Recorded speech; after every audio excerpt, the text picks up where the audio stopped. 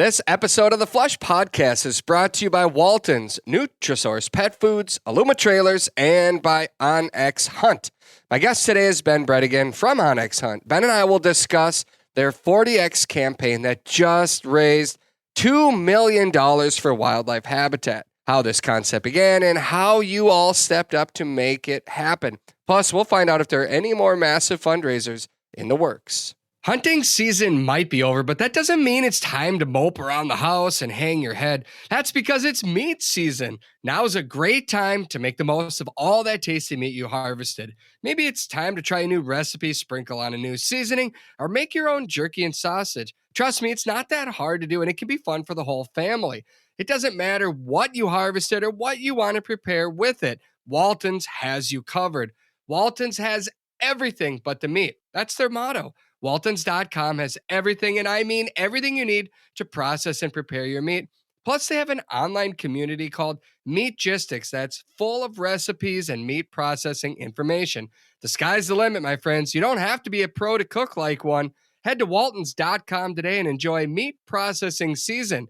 Thankfully, it's a season that never ends.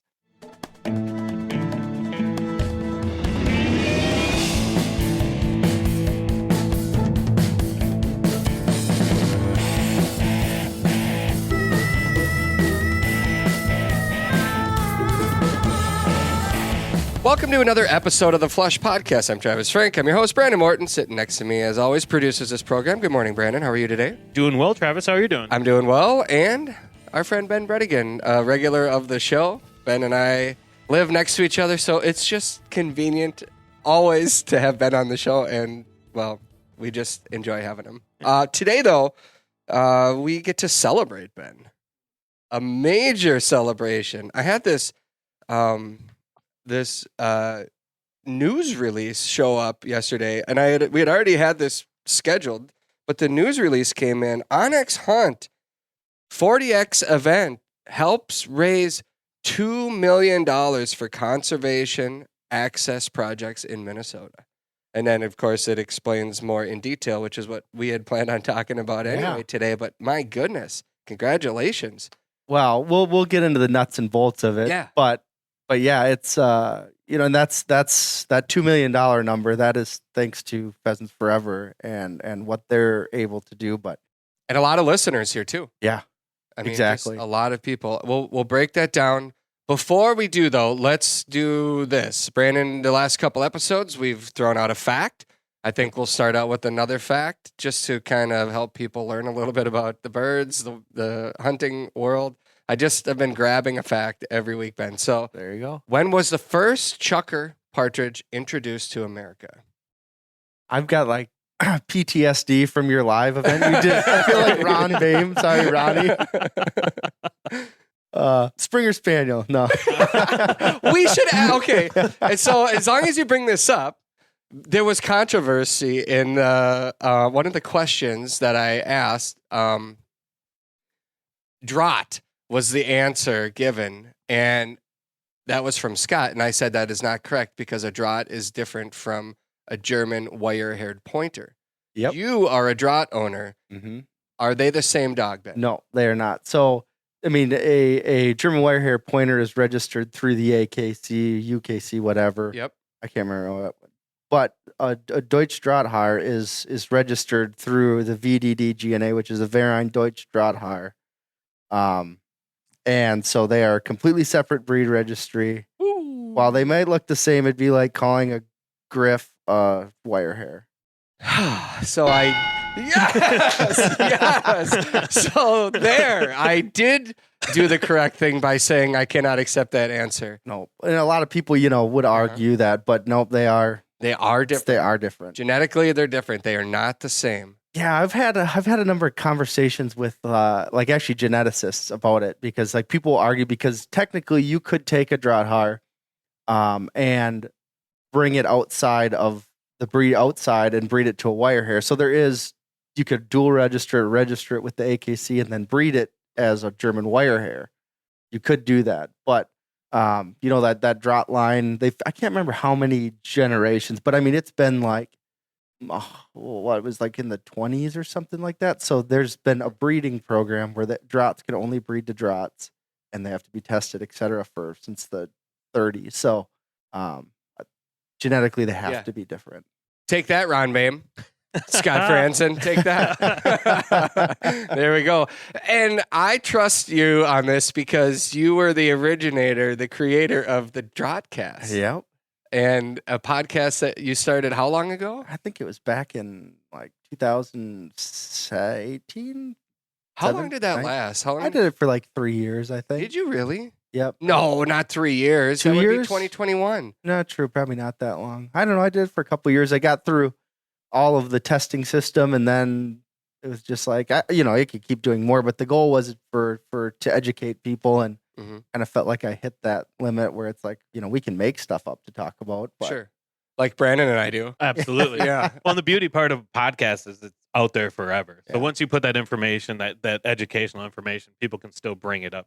Yeah. Okay, so yours still exists, right? All those episodes are still out there? It's actually on a website somewhere. It's not even on like You don't even know where? no. It's yours. I know, but I don't do anything with it anymore. I've got a lot of stuff to do. I know you do, but Yeah. if somebody now is intrigued about this, I'll dig it up. Yeah, I'll do some searching during the show. See Yeah. Okay. if- It's on like Brandon- some obscure Ben, website. tell Brandon what he should start searching. I don't even know. I'll- Somebody told me it was on this other website. It's your show. It was my show. But how do you not know where it lives anymore? I don't know. Okay, so your favorite episode discussions that you hosted on that show, what would they have been?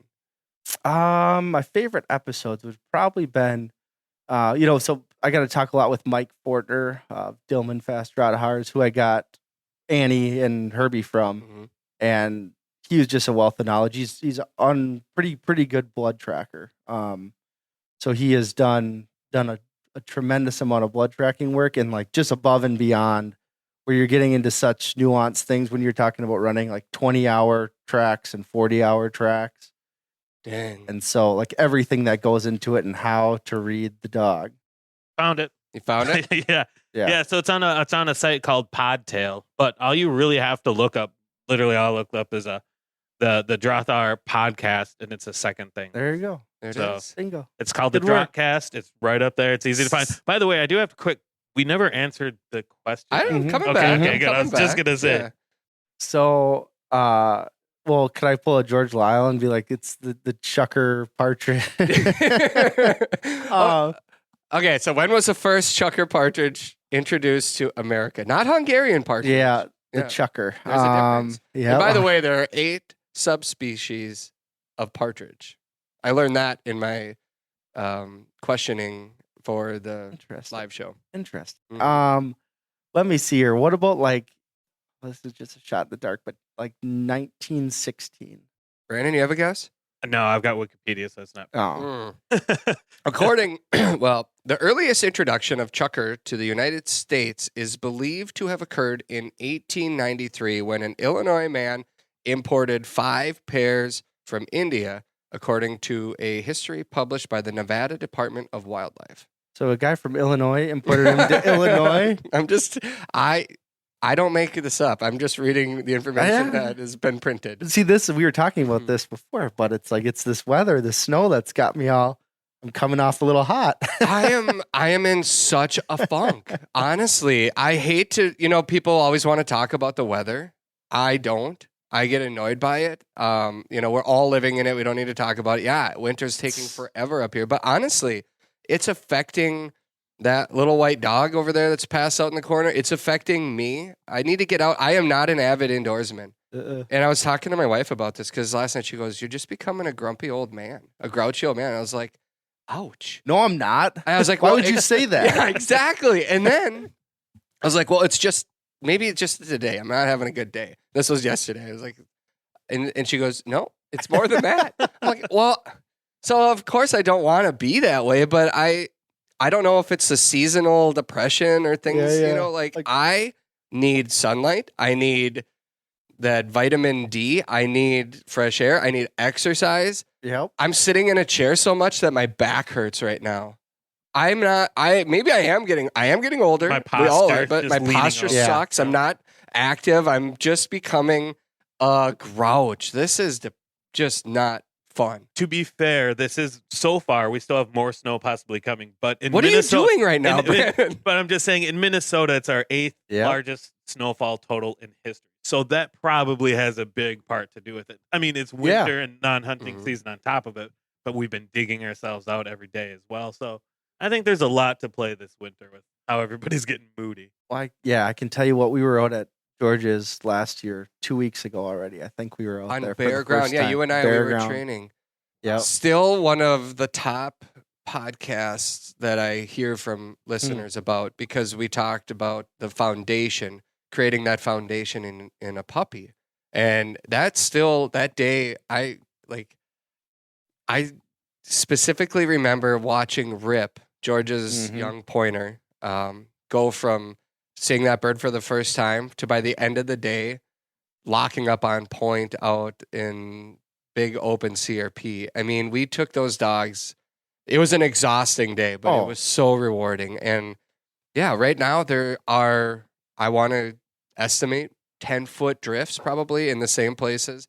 There's just, See, I like it how you said, I don't want to talk about the weather, and then the Minnesotan in us comes out. I know. It's like the next 15 minutes. How do we get through this though? We're not the only ones that are pissed right now. Go south, my friend. Which is what you're trying to do. Yeah. How far south have you researched the snow line, and what are, like, as you start thinking about running dogs in places, do you do a little research on individual states and what laws there are for running dogs and certain properties? Like, a federal property is not open right now because the hunting season isn't open, but a state like in Minnesota, you can run dogs off leash on a WMA. Yep, not a until WPA, April though. 15th. Yeah. April 15th. Yeah, so it depends by state and also by piece of land. But right now, for example, most of Iowa, while they did get snow down to Missouri, that should all melt off. And I've had on good authority that there have been a fair amount of woodcock already up into central and even northern Iowa, as well as I know southern and central Illinois also have a pile of woodcock coming back up right now. So that far up already. Yeah, it just seems like we're just stuck in such a deep. We have a contest on Ron Shera's office door right now to guess the snowdrift date, when it's gonna leave this year. And it might be June. I don't know. There's a drift in our parking lot over here that's, it's treetop high. And to me, it just doesn't seem like, what are you gonna do up here, woodcock? Don't come. Yeah, I mean, I remember last year, they were up here the second, right now they were here already and in droves. And it'd snow and they'd hang out and go back down, come back up. It's crazy how, they're just incredible. I mean, birds in general, right? Yeah. They're just incredible that they know innately. So that's a podcast discussion for another time, how those birds know when and where to go. Yeah. It's just fascinating, actually. I did a story probably, 12 years ago, maybe more, on loons and their behavior. We went out at night with DNR biologists, or maybe not DNR, federal biologists, and they were doing this study, and it was shortly after one of the oil spills down south. Oh. And I don't think you were living down there at that time. It might have been before you moved down. But essentially, we went out at night in a boat with spotlights, and in the darkness, we played loon calls, and then the loons would respond. And you knew on the lake where they were. And then we took a bright spotlight and they drove right at them with the spotlight right in their eyes, and it essentially blinds them. And you scoop them up with the muskie net. And then you've got this loon with they've got a 10-inch beak. I mean, it is a dagger, basically. So the first thing is to get the dagger so it doesn't stab you. And then they did a bunch of samples on the birds, and then they put like a GPS transmitter in there. And they were just really trying to understand a lot more about that bird. And one of the interesting things, and the reason I'm telling you the story, is because the adult loons migrate in August, Mm-hmm. and they're gone for the year, and they head straight to the Gulf of Mexico. This is Minnesota birds. Okay, the juveniles, the first of the year birds, Yep. they hang out here till like September, October. Some might even say till November, and then they go to the Great Lakes. Interesting. Yeah. I didn't know that. And then from there, they travel down to the Gulf. But all of that is done without their parents. Like, there's no adult birds that are part of that flight. There's no Why do they go over supervision. there? Yeah, but they do it every year. That's Oh. that's the path that they go. But they're just like, I don't understand how they can know all of them. We're going over here without anybody Yeah. leading them. And that's not the path that the parents take. I wonder what sort of evolutionary driver made that Yeah. advantageous, Right. right, for them to do that. Yeah, it's just absolutely amazing how they know where to go, when to leave, things like that. Beyond the it's cold, I'm getting out of here, or Huh. frozen water. But it's very interesting to me. And you talk about the woodcock that are on their way back up. At what point do they say, I gotta stay right here? I'm not gonna go any further north. Yeah, or I'm gonna go back. Mhm. I mean, because obviously, I think a lot of that migration, especially you're talking like Louisiana, it's like it could be 80 degrees in January. Yeah. And so like they, and then in February it could be 50 degrees. So it's like I think a lot of it is like photoperiodism that drives. Yep, I've heard that. But then once they get up here, then they've got to play that game of, I probably should stop here because they obviously can't probe for anything when. Right. They have to have soft enough ground Yeah. to reach food. Yeah. So, I don't know. They're going to be nesting. I mean, we're technically like a month away Yeah. from when they should be. I don't know that. I feel like, central Minnesota and like south central, we probably have the most snow here. I don't think northern Minnesota has as much. Just depends. You look up along obviously the North Shore and up in the Arrowhead. That's like they've got, what did they say, 100 and like up by Duluth, 105, 116 inches, I think it is, or 112. Or yeah, something like that. so I think it was the 9th snowiest winter in Duluth. And I just saw something about Bismarck, North Dakota, being close to a record as well. I mean, they're in their top 10 for sure. Interestingly enough, though, I had lunch with the North Dakota tourism director last week because he was in town for the Northwest Sports Show. And we were talking about just kind of how the snow has, affected things. There's a line, though, in North Dakota. And this is something that people are going to want to like write this down or store it up top. The memory bank. The southern, basically 94 south has been really hit hard.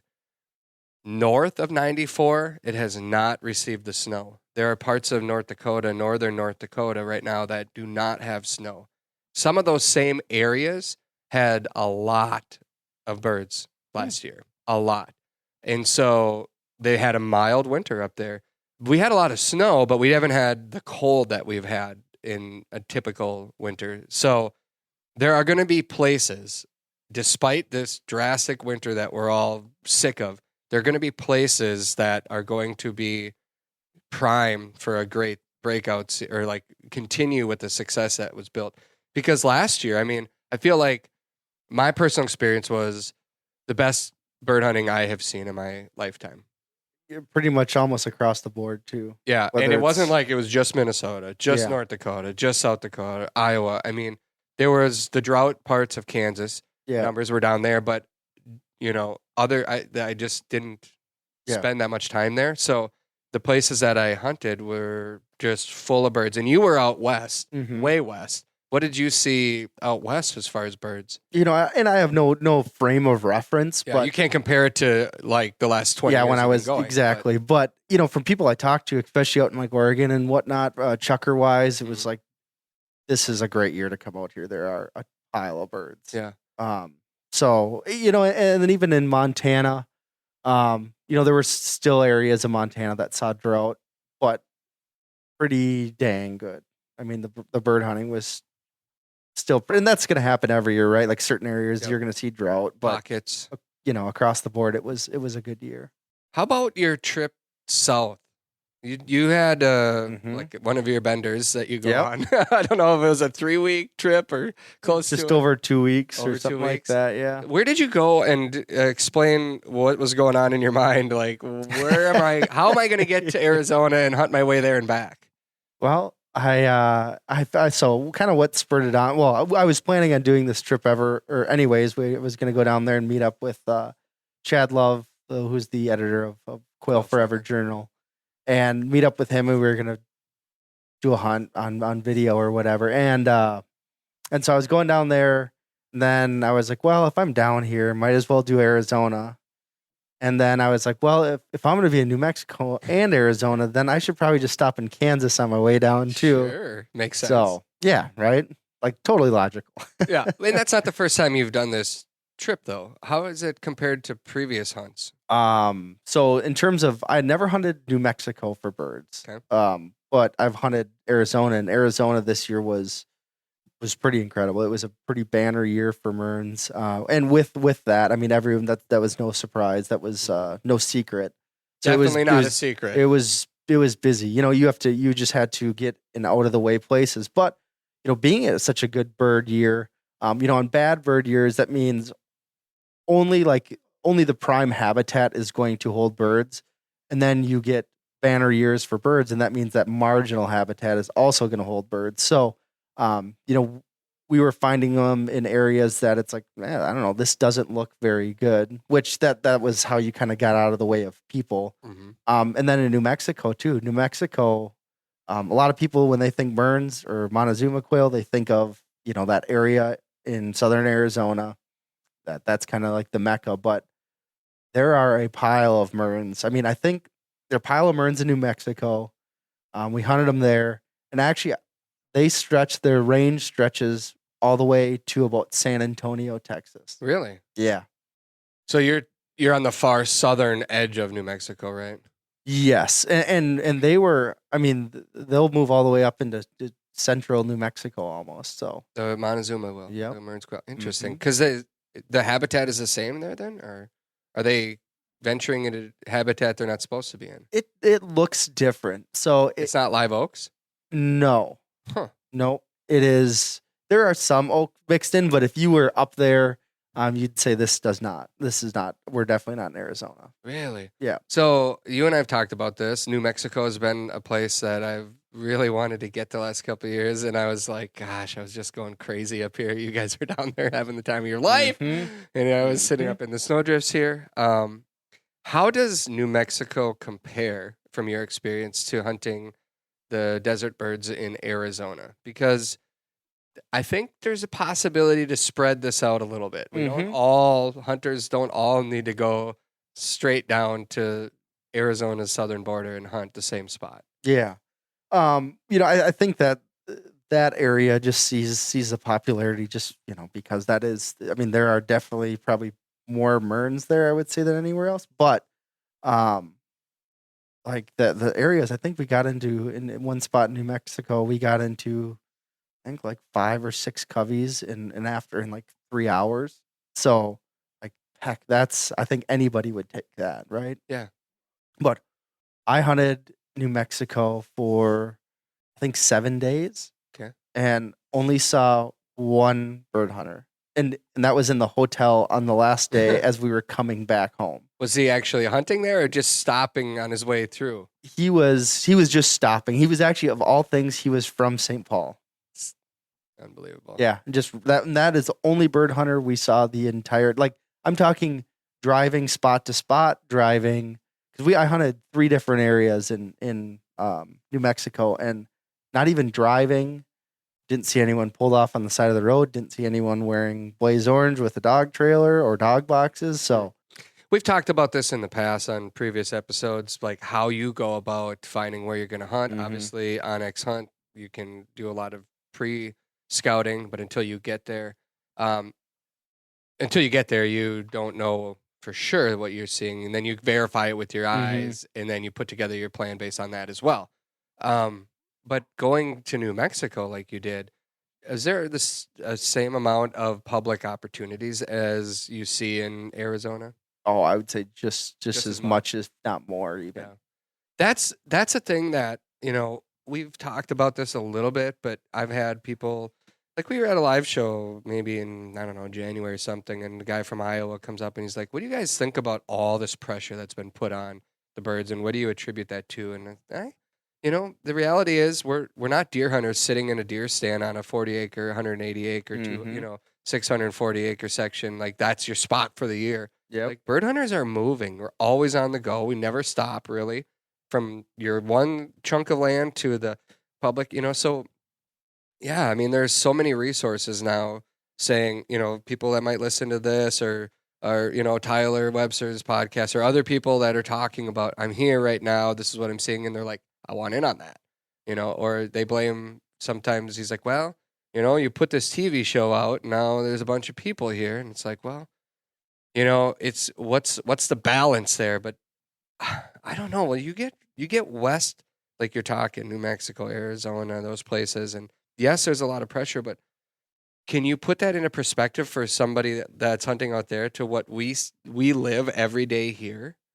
I mean, like, and when we go, I mean, you and I run dogs, and we go out on some properties not far from our place here, and the amount of traffic those pieces get every day, over and over, 7 days a week, hunting opening day to the end of the season, and it's a tiny section of what is available the further west you go. Yeah.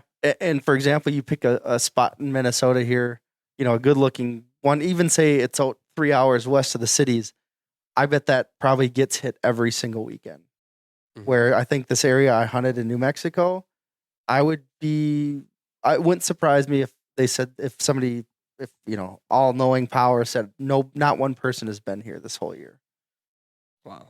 Yeah. And then you turn around and you look across this big flat, and the same thing stretches for, I think I did the square miles, but it was like 50 miles by like 75 miles of just like, I mean, it was not all public, but it was like the same habitat pretty much just stretches that far. So like, wow. I mean, just, yeah, it's putting it into perspective, the opportunities that are available. It just takes you got to have the time and the finances, obviously, to take the time off and go on these trips. But I always tell people, like, if you have the chance, it's so common for bird hunters to have their spot. A week of the year, we're going to go out after Thanksgiving for a week in North Dakota or South Dakota or whatever it might be, and that's our hunt for the year. But my goodness, if you go the extra, take that week and take a couple of the guys and go somewhere and hunt in the mountains that you've never been before, or I don't know. I've fallen in love, just madly in love with birds of the West and the landscape out there.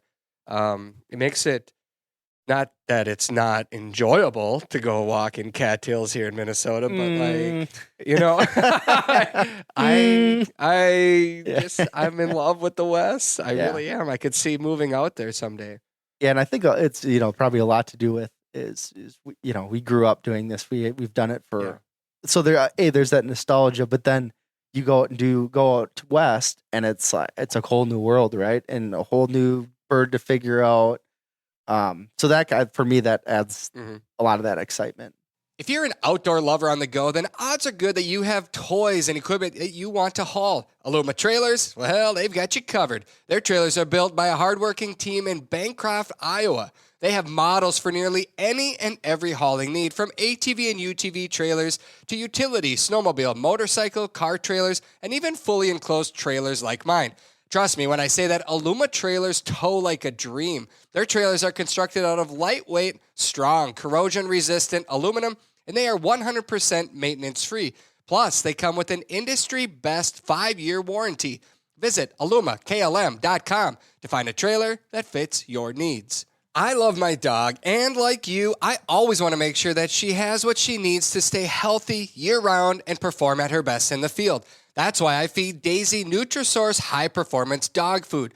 Nutrisource dog food comes with their Good for Life system that includes 4 key ingredients that work together to support gut health, heart health, and the overall well-being of our dogs.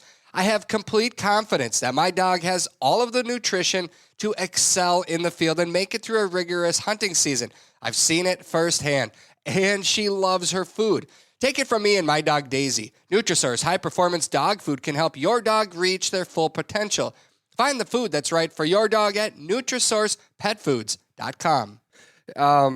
Gosh, I wanted to do rapid fire, Brandon. Is it too late? No, it's never too late. Okay, so I was going to loosen you up, Ben, with this rapid fire. All right. Here's the deal. I'm going to ask you a question. You got to say quick the first thing that comes to mind, all right? This could be dangerous. Yeah, totally. It could be. All right. Name of your first dog. Annie. Well, yeah. All right. Deal. Okay. First upland bird you ever shot. Grouse. Rough grouse. Minnesota? Yep. All right. Same here. No, actually, Wisconsin. Really? Yep. Wow, Wisconsin. we can't be friends anymore then. It's all right. Mine was in Minnesota. Yeah. If you can only hunt with one dog, what breed are you taking in the field? Oh, pointer. Yeah. Mm-hmm. A tool you always take with you in the field. Can't say OnX. Thank you. Thank you. Yeah. Hemostat. Okay. How many times have you had to use it? A lot. And that's because you have German dogs? The German dogs, cactus, etc. Favorite state to hunt upland birds? Montana. I knew you were going to say that. Yeah. If you can't hunt upland birds, what are you hunting? Ducks. Okay. Yeah. I thought you were going to say elk. Oh, that's a pretty fun one too. Favorite snack to take on a road trip? Ooh, I don't know what they're called. Stroop waffles. What? Yep. That's a great one. What is it? Stroop waffle. Yeah, it's basically sugar, but it's these two tiny thin waffle-like things with like caramel syrup stuff in the middle. Set it on top of your coffee. In the morning gets nice and soft. It's so good. Yeah, it's a guilty pleasure of mine. Stroop Stroop. STROOP. Where do you get it? Mackintoons. In Waconia? Yep. Come on. Yeah. It's not like Mrs. Vanderwall's Kuchen? Oh, Panakuchen? No, Kuchen. Kuchen. Okay. This is a North Dakota Okay, thing. that's the cake deal. Yeah, it's basically a pastry that it's like in the shape of a pie. Yeah. Grandma Lois Vanderwall yeah. makes it, and you Kuchen. Kuchen, and it's like you That's have it with crazy. coffee in the morning when you wake up out in the prairie, and it is like the best thing you've ever put in your mouth. I'm serious. It is so good. Remember the first time? What was it? Who brought that? We were in Montana, so we would Georgia and I Yeah. were camping in the Badlands, and Aaron Ochtenberger, Yeah, that's what it our was. videographer on this, he's from North Dakota, so he brought this to camp, and we're like, oh my gosh. So as we're leaving, there it is. Is this it? There's a bunch of different flavors, peach and and I think it's just German for cake. I think that's it all is. it's That's exactly that's the first thing it says. German for cake. Yeah. Well, it is so good. So then we picked up some more as we were driving across the border and camping in Montana on the windiest 4 days in Montana's history. Anyway. And then now every time I drive through North Dakota, it's like the lady at the gas station checkout will look at me like, you want all these? And I'll bring back a stack Yes, of like 10 exactly. There was one time when they said, that's too many, sir. I was like, what do you mean? Save some they for wanted other to save people. some for other people. That's not a thing. No, this is America. You tell me I want all this cake. Okay, sorry, we got sidetracked. Favorite bird to hunt? Grouse. Yeah. Least favorite bird to hunt? No Pheasant. comment. You're going to say pheasant. I know you are. Well, I've never hunted them, but I refuse to hunt Himalayan snowcock. You refuse? We'll never do it. Why? Because you can't bring a dog? Yeah, that's not upland bird hunting to me. It's still a hunt, though. Right, it's a hunt, yeah, but it's not like when someone says like they're upland bird slam, I do not include. You don't include them in it. No, nothing against the bird, but it is just not like I think dogs play a huge part in. I understand. Yeah. You can only hunt with one person for the rest of your life. Who are you taking? My dad. Well done. Well done. What was the name of that snack again? Stroop waffle. Stroop waffle. You gotta I've gotta written try that it. down. And they have different flavors of them too now, but like the original is just caramel. But Yeah, it's really good. It's a great pick me up for the morning. Coffee and a stroop Love it. waffle, Love plenty of it. sugar rush for the day. All right. Okay. Yep.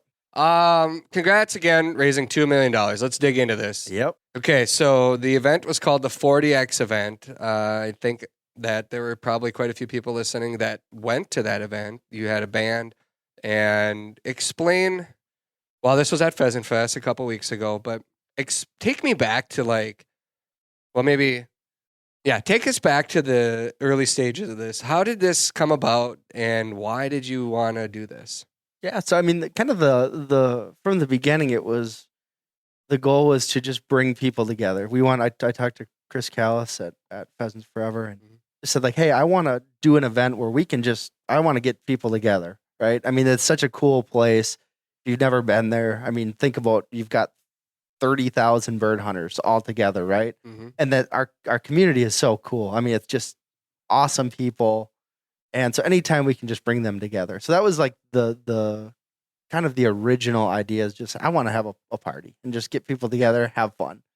And then, so you went to OnX, to your team, and said, guys, I want to throw a party. Yep. And they're like, yeah, have at it. And then the fundraising aspect, how does that come into it? Well, so from that original idea of yeah, let's just get people together. It's like, well, we've got all these people together. Like we are here supporting Pheasants and Quail Forever. We're gathering these people at we're all here. Most of us are hunters, and then we all care about the birds, right? No matter if it's quail, pheasants, etc. Yep. So it's like, well, let's tie in this aspect. And I was actually, we were brainstorming. It was a 40th anniversary. Lots of things floating around, and I was talking to Andrew Willard, another bird hunter on our team, and he came to Pheasant Fest last year, and he's like, well, I know at one point you told me that Pheasants Forever in the state of Minnesota, they'll match up to 40x. And it was just like light bulbs, like, whoa. 40x. Yep. And the thing is, the other reason we chose that is because it's a story that hasn't been told to a lot, a lot of the public doesn't understand that. And it's, as we got further down the line, it was almost a lot of people were like, this is too good to be true. So like we raised, $2 million of funding that will reach the landscape. Right. Uh-huh. And I think, with that, I think we ended up, it was a donation of $50,000, which ended up creating $2 million worth of habitat on the ground. And we can get into the funding mechanism. I think we should, because I want to let people get a sense of how this money multiplies over and over and over again, and potentially they can do this in another state. Mm-hmm. If this opportunity, I know this is unique to Minnesota where this event was held, but let's see if we can't grow this thing, right? Yeah. So I might butcher some of the details. So there's probably somebody out there that's like, no, this is wrong. Right. It's just like, just wait till spring and easy. Like we'll be all right. Yeah. Until your mood improves. But so let's just say, let's take $1,000, and I'm gonna have to get my calculator out to make sure my math. This is easy math, but so if I donated $1,000 to Pheasants Forever in the state of Minnesota, that will be matched at 40x, right? Yeah. So that is $40,000, and how that happens is, that $1,000 can be raised whether it's through partners in conservation, sponsors like Federal, like us, OnX, Polaris, all these different people, as well as private donors, chapters. So they raise $1,000. And then what Pheasants Forever does is they utilize that bank of money to go to different federal agencies, state agencies. In Minnesota, for example, if you don't know, I'm sure you know, but the lottery. Yep. I can't remember what percentage of the lottery money goes back to. Yeah, I don't want to butcher it either, but there is a percentage that goes in from the lottery. There's also Lessard Sam's Council, Heritage Fund money.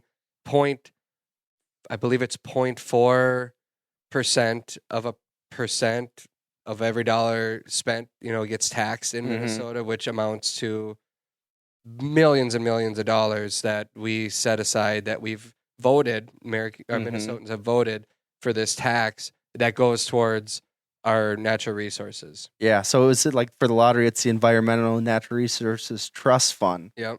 That was established in like 1988 with overwhelming support for it. So then they will go to something like that Lessard Sam Council and say, hey, we have this much money, and they'll kick in money, and the I think this is where it might get a little hairy, but a lot of these programs require like a funding match. So you look on the federal level, for example, and it's like the North Americans wetland. I'm gonna butcher that. Anyways, like these different things require like, okay, you need we'll do a 1-to-1 match. So you donate $1,000, we'll donate $1,000. So it's more enticing for them to get grants because they do have all this funding that as a Pheasants Forever, a Quail Forever member, we're helping out, right? Mm-hmm. So that allows them to be looked on more favorably for funding because they do have these funds at their disposal to get that match. So it's also important, though, that you have an organization that is basically holding this money. So, like, let's say Brandon and I raised $40,000 ourselves, just the two of us, and we'd show up to the Capitol and say, we got 40 grand. We want you guys to match it 40 times. Will they do that? So I don't know that they will. No, the answer is no, because somebody has got to go. That's where the Pheasants Forever team and how amazing they are. They'll come in and take that money and work their butts off to get that 40x match, that 40-to-1 match. I guess theoretically, though, we could, Brandon, if we decided we wanted to create our own nonprofit, and have a plan, because Lessard Sam's Council is put together and they receive all of these pitches. It's a sales pitch. Basically, we have this that we want to do: stream rehabilitation, wetland rehabilitation, prairie rehab, whatever it might be. And this is the project we want to do. We need this much money. They take all of this millions of dollars and they say, we're going to allocate 2 million here, 5 million here, 1 million here, 500,000 here, 10 million here. You know what I mean? So if we had a proposal that we could say, here's how we're going to do it, I guess they probably could. For sure. So in the all the different matches around, you guys raised 50,000 that ends up being 2 million. How much did you guys kick in? So for our 40x event, all you had to do was we had a big map on the wall and it said, hey, just put a pin in your favorite state, or if you didn't want to show your hunting state that you like to hunt, whatever, if you could put it in your home state. And for every pin, we would donate $40. I remember when I put my pin in, they're like, you want to put another one in? I was like, well, that would be cheating. I can't do that. They're like, well, we're counting the pins. Yeah. So I only did one pin. Oh. Yeah. I should have put 500 in. Yeah. So like we had, I think it was like 600 some pins in there, and just said, we're going to round it up to $25,000. And OnX donated. Yep. Just 25,000. Yep. Just on the behalf of, every person that came there, the more people we had come, the more money we were going to donate. So, and on top of that, you had hats, one-time hat offer, $25 for every hat, right? Yep. How'd that one come about? That was interesting. So, Matt Davis with Final Rise, he said, hey, I want to get involved. And we had a booth with them this year. And he came up with this idea and just took it and ran with it. He said, hey, I'm going to make these hats. And I was like, okay, sounds good. And then next thing you know, it's like, they're here. It's like, dang, Matt, you really went with this. Like, good job. How many did he make? 1,000. So he wanted to, so it was 1,000. They're co-branded, and he wanted to raise an additional $1 million for habitat and access. It's amazing. Yeah. So as it stands right now, we're in middle of March. Are there any of those hats still remaining? Yep. So I just got a text, and let's see here. There are still about 200 left. 200 left. So you sold about 800. 800. That's awesome. Okay. Yep. 200 hats left. If you are listening right now and you want, it's a very sharp looking hat, by the way, blaze orange. If you want one of these, Brandon, here's how you go about doing it. Ben, how do you do it? You tell Brandon, because then Gotcha. Yeah. You mean Venmo you $40 for a hat? Yeah. Is that how I get one? He started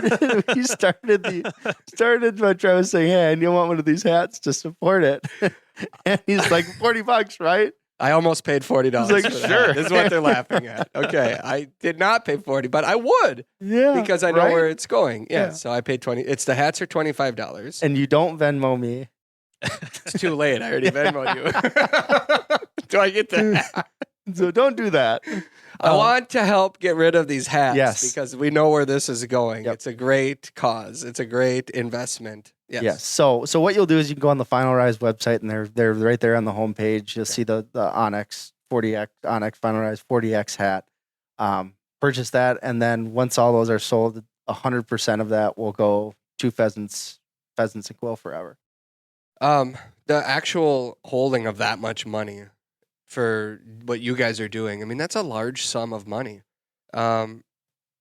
Anything that you set up to hold that in the meantime, is Matt to have a Venmo account that's exploding right now and he's just going to send it on over to Pheasants Forever? I mean, I think you it's get just in the weeds here a little bit on some of this, but I'm just trying to talk through the details in case somebody says, I'd like to do a fundraising event like this.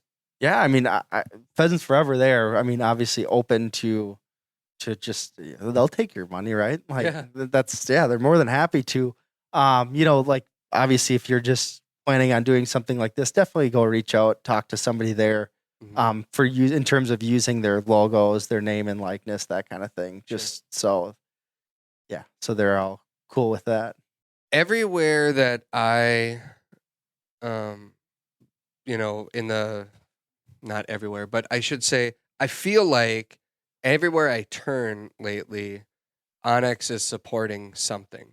The generosity. I mean, you guys kicked in 25. You threw a party, paid the tab on that, free beer for people, and then on top of that, you threw in $25,000. And this isn't the first time that you guys have stepped up like this. If there's an event somewhere, a banquet, doesn't matter where it is, I see a donation from OnX.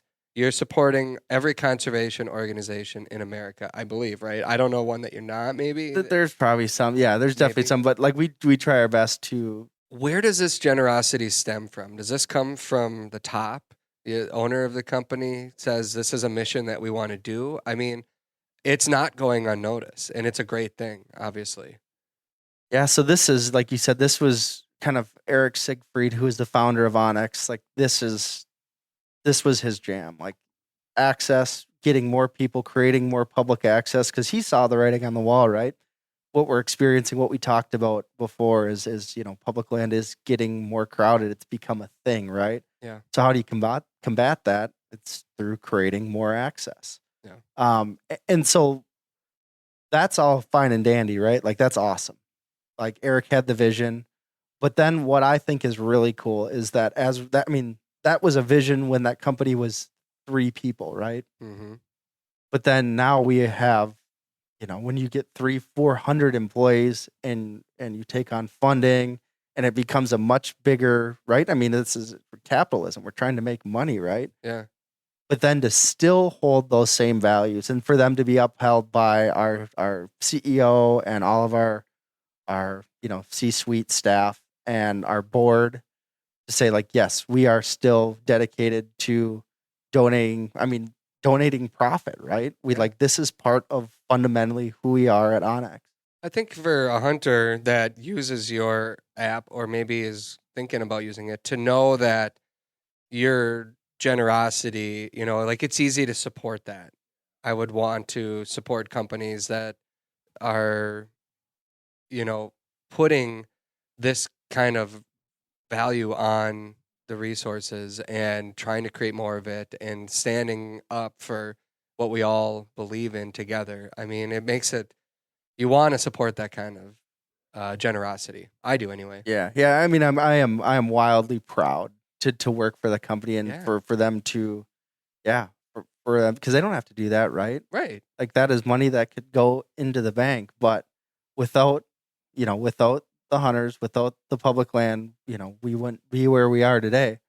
So that, I mean, we want to see for our future generations, for 20 years from now, whatever, that we still have the same, if not more, opportunities in a landscape that is saying, hey, this might not be a reality. Right. What is on the horizon that you can share with us at OnX? Anything exciting that you're looking forward to? Any more fundraisers like this? Anything new on the app besides the one that you and I keep talking about? Yeah. So for next year, Sioux Falls, March 1st, 2nd, 3rd, is that? I think something like that. Something like that. We got enough time to clear that up. 1st, 2nd, 3rd of March, we're going to be going bigger. And we're going to, whether it's another, so kind of circling back. So like obviously Minnesota is a 40X, but each state is different, right? So nationwide, I think an average of a 3X match, right? So, who knows what the fundraising mechanism is going to be next year, but, let's take a look at walk-in areas, for example, right? Yep. Paying private land open to sportsmen, those landowners have got to be compensated, right? And you look at what like Kansas has done, what South Dakota has done, North Dakota, right? Minnesota. Yep. And while, it's not necessarily permanently protected habitat, like Pheasants Forever is doing with their Build a Wildlife areas, which is what this money will be donated to, Access in Minnesota. That's a great way to make access in the near term, right? To make some of those public lands less crowded, because I can tell you what, $25,000, $50,000 will get you a heck of a lot more acres leased to hunt than it will for you to buy it, right? So just then that's also part of our mission, right? Like we are actively donating money to, I can't remember the split of how we donate money, but we're also donating to temporary access, because that is very important to keep these public lands less crowded. As far as features that you guys are working on, can you share anything at this time? As we get further here towards summer, we'll start rolling out things, but we've got a number of things that should hit the app pretty soon. One of them is a new compass tool. So in the past, if you double click that crosshairs in your bottom right corner of the app, you would see a blue kind of like angle. Yep. And so any way you face your phone, that's what it would orient. Kind of if you were in a boat, it would be, instead of north up, it would be, what do they call it? Heading up. Heading up, yep. So whatever way you're facing, that'll show. But now it'll be improved a bit. So instead of just that blue arrow, you'll have a line essentially extending out into the map with hash marks on it, so you can easily see, okay, distance-wise, yep, how distance. far that is. The truck is 200 yards, and now I'm facing. If you're trying to navigate by like compass headings. Yep.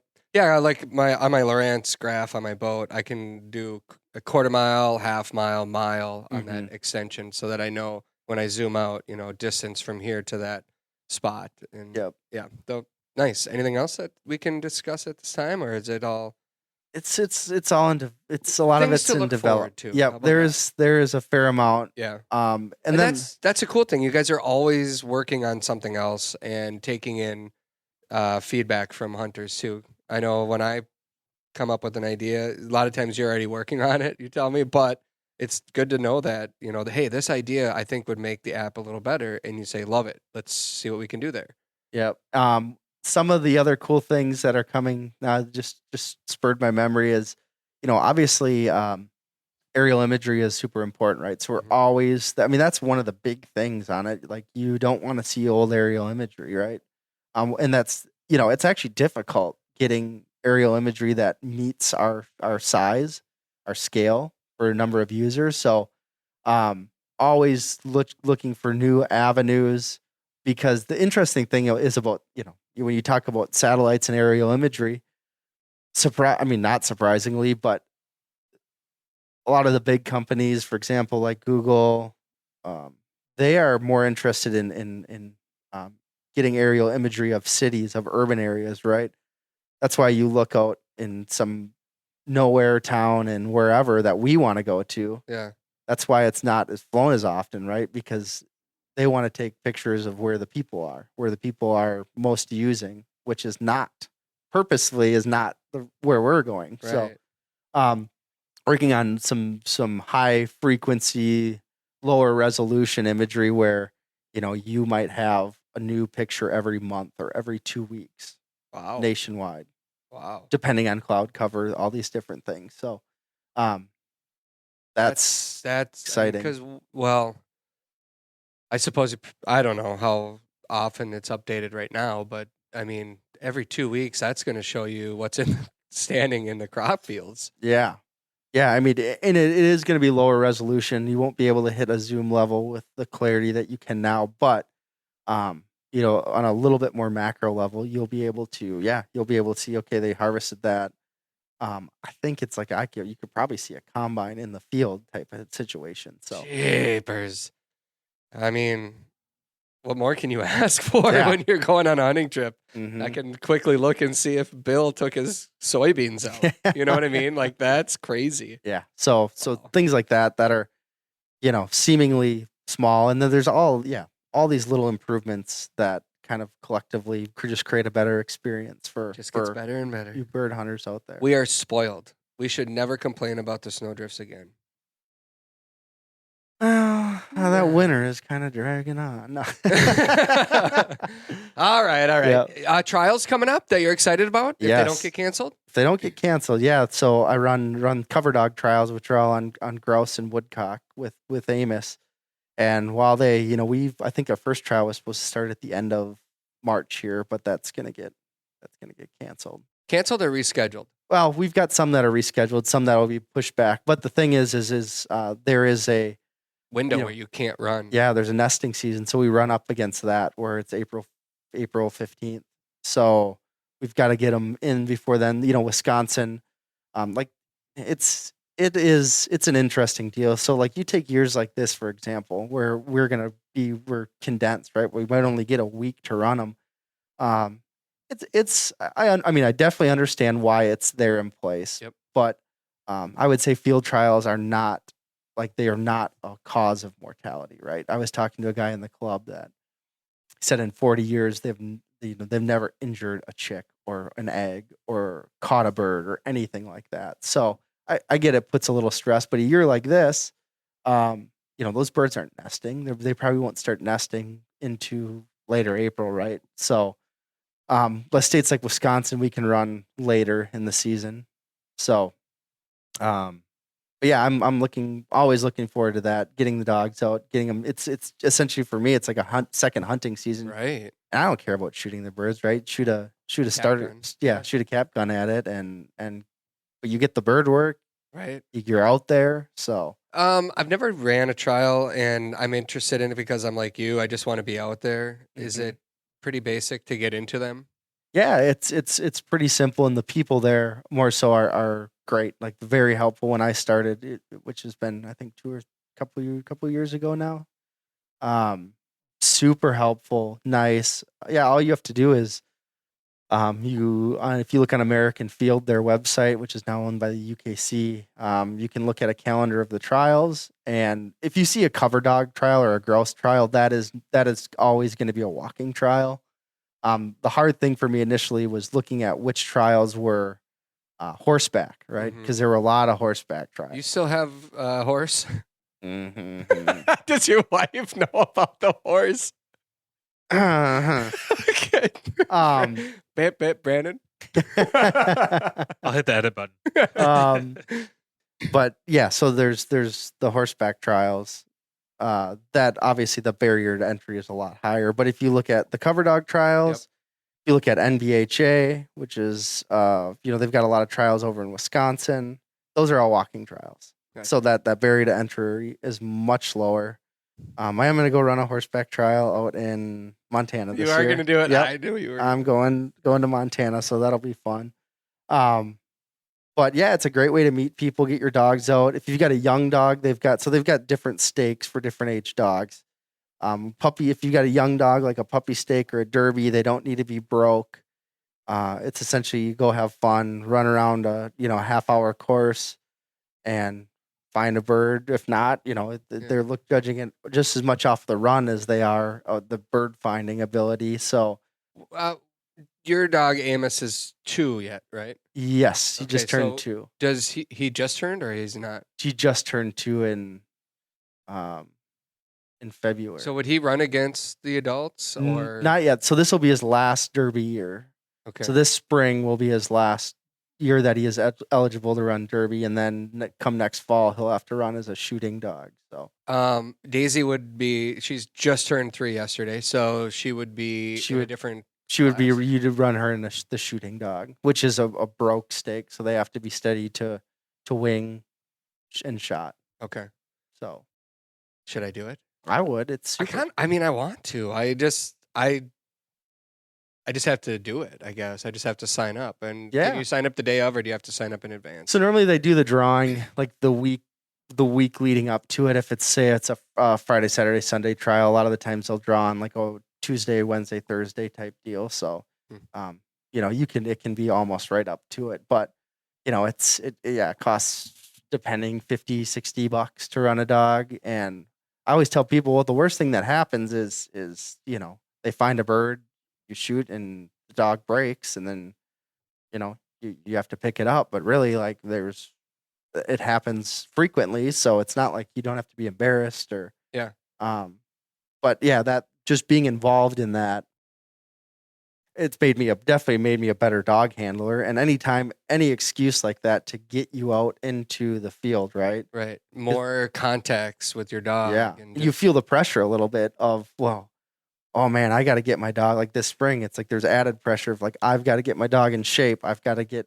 out there. So I like it because it's that added incentive to go work your dog, which is never a bad thing. How much time, I know we have to wrap this up, but how much time do you invest in training before a trial like that?